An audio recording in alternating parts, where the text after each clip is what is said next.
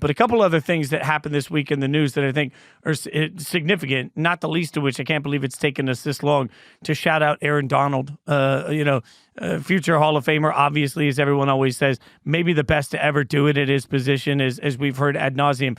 But I think this speaks to Aaron Donald has always marched to the beat of his own drum, right? Like he was always going to decide when he was done. He was always going to decide when it was time to walk away.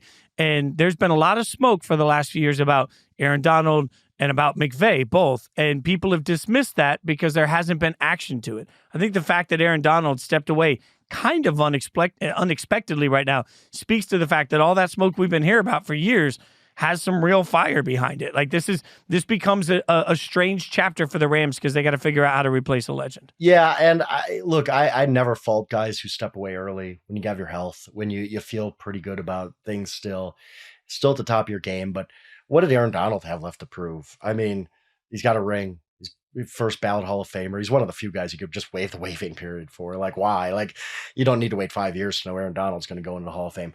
He takes his place among the greatest defensive players of all time. He has enough money. Like, I think that Aaron, like Patrick Willis, who just went in the Hall of Fame, and other guys like that, just say, you know what? I've had a great run of NFL football. I've seen guys who hang around too long, whether it's their play falls off a cliff or they just are not healthy at age 50, 60. I'm getting out while I can. Thanks for the memories, NFL. I'm on to the next chapter. I tip my cap to Aaron Donald. What a player. What an unbelievable player. I mean, there's just nobody like him in NFL history. Like, I mean, there's just a guy on the interior of the line to play like that, to fight through double and triple teams all the time. Just unbelievable. Just a guy who fell into draft a little bit because he was quote unquote undersized and just became an absolute force and transformed the Rams' entire franchise and helped them win a Super Bowl. Hats off. Great career. Can you even imagine in 5 years the Hall of Fame speeches? Because we'll have Jason Kelce likely, I would think, and we'll have Aaron Donald in the same. Like, I just feel like there's going to be costumes, there's going to be a lot of tears, and there's just going to be funny stories. Like I'm not one that usually flocks to watch the Hall of Fame speeches. I feel like Kelce and Aaron Donald in the same class. Presuming Kelce, I mean, I think Aaron Donald a given. I'm not smart enough to know if Kelce's a given on first ballot, but if that happens, I need that to happen at this point, Frank. So it feels like, but again, for the Rams, now you're replacing something that you better have a real indication of how you're, like, you can't replace Aaron Donald, but it's a hole and you got to figure it out. You know, we thought the Rams were going to be behind the 8 ball last year. They turned out to overdevelop and really kick ass with their wide receiver group, with the offense particularly. But you lose one of the things that you don't have to think about. Now, all of a sudden, you have to think about interior defensive line, and that's a much different position to be in. So it impacts their offseason strategy. It impacts their entire defense in a myriad of ways. So I think there's real ripple effect to the Rams and what we expect next year. Oh, man. I mean, just like the Rams were in a good spot. You had a really surprising playoff season. You come into this offseason with your first-round pick for the first time in seemingly forever. You have a lot of cap room.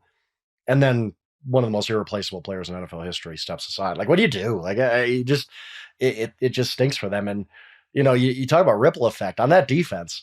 You know, when we're talking about Aaron Donald getting double, triple teamed every play, well, they're not doubling and tripling teaming his replacement. Like, I don't care who goes in there, unless you bring back like 1999 Warren Sapp or something like that. Like, it's just the next guy is just not going to get double, triple teamed. That affects the entire defense. He's just one of those guys. Now, I wrote about that day he retired. Thought about it for a long time. Is Aaron Donald the greatest defensive player ever? I'm interested to see what you have to say about that. Is Aaron Donald the greatest defensive player you've ever seen? Let me start by saying this very loudly and clearly. LeBron versus MJ is the grown-up equivalent of my dad can beat up your dad, because we can never prove it. Right. Nobody ever knows, and nobody ever actually fights. But I do think age becomes part of the bias in this, because when I think greatest defensive lineman I've ever seen in my life, it's hard not to think of Reggie White and the way that Reggie White looked. It's hard not to think of Lawrence Taylor and the way that Lawrence Taylor looked. So I would argue that Aaron Donald, the greatest interior defensive lineman I've ever seen, sure, I'll give you that hands down. When you think about what we all saw with the dominance and just the absolute motor that it took to be Lawrence Taylor and to be Reggie White. I think one and 1A to me on that. And I look at that very differently than I look at things like secondary play, you know? So like, I think Charles Woodson, Deion Sanders, two of the best we've ever seen in a secondary. But yeah, Ronnie Lott, another great example, but they're all so different. So I would say without hesitation, yes to best interior defensive lineman, but man, I put him on, like, you know me, I love to use the bar analogy with the shelves. He's on that same top shelf, like the shelf of like Louis that nobody can afford. He's on that same Louis with Lawrence Taylor and Reggie White, but I can't say he's better than them. Can you? I didn't. I came out, I think LT is going to be impossible to top as number one in my lifetime. He was just such a revolutionary player. It's like he came from another planet. I mean, he was just so far ahead of his time, changed the entire NFL, dominant force. And he just has this aura about him, the LT aura. LT's number one for me and probably will be forever. Reggie White, I put ahead of Donald. It was very, very close to me, though. Just because what Donald did on the interior is so tough. When you're playing in that phone booth and he's just beating everybody to the quarterback, doesn't matter, double, triples, whatever. He's just beating everybody. But I always like to say about Reggie White, he was the greatest run-stopping defensive lineman I've seen who just happened to have 198 sacks. Like, that's how great he was. Like, I watched him when the Packers played the Lions in a wild card game in, I believe, 1994 season. They held Barry Sanders a -1 yard. Go back and look.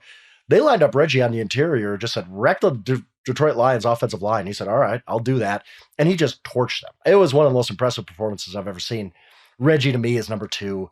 Donald is 3, but you could make an argument. If you want to make an argument for him as number 1, I will listen. He was that great, especially on the interior. But we're talking about, I think those are the top 3. It just, J.J. Watt was making a run for a while, and Ray Lewis was great, and Butkus, and all the guys you mentioned too. Joe Green, I think the world would mean Joe Green. But I think those are your top 3. In whatever order you want to give them to me, I'll listen. But I think we both have the same order of LT, Reggie, and then Aaron Donald. There are some guys that you don't just remember for what they did on the field, you remember for the way they impacted the entire strategy of the NFL also.